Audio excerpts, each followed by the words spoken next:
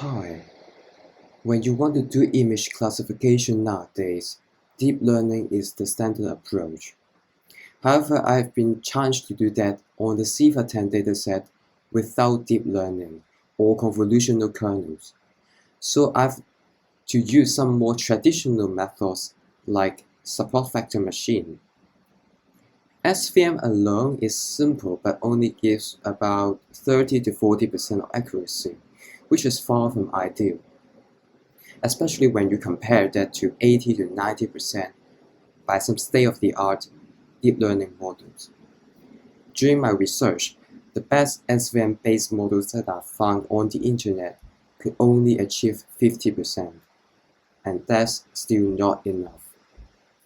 So I have to come up with this SVM model that uses PCA and HOG to help with both the accuracy and training time. PCA, Principal Component Analysis, is a dimensionality reduction technique that helps reduce the number of dimensions of the data while trying to preserve the most important information. HOG, Histogram of Gradients, is a feature extraction technique that help extract information about objects in an image, like contours and density. It turns out that with these two simple techniques, and also with the right parameters, my SVM model could achieve 62% of test accuracy. I haven't seen anyone done that on the internet before, so I'm putting up this video to see if my model could give you some inspiration.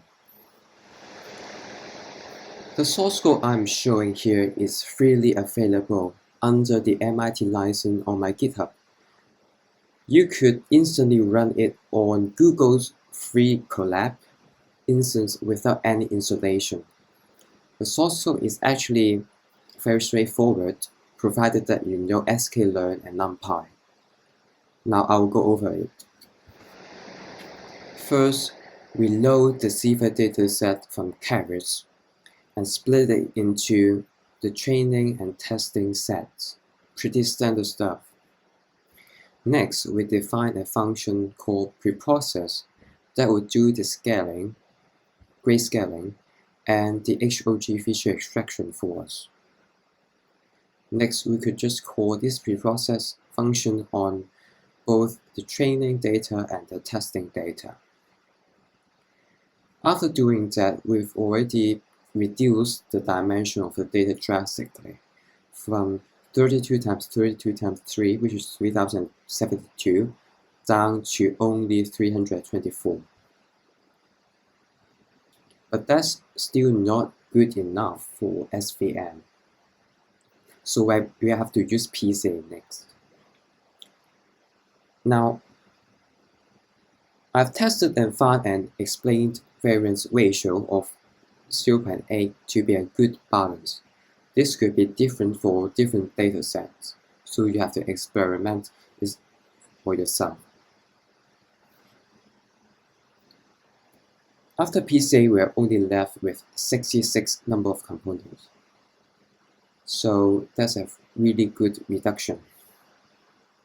Now we could start really building a pipeline. The first thing we have in our pipeline is a standard scaler. It normalizes and standardizes the data. Now normalization is important for PCA because PCA is a variance maximizing exercise, right? And the standardization is important for SVM because it helps SVM to build more consistent hyperplanes.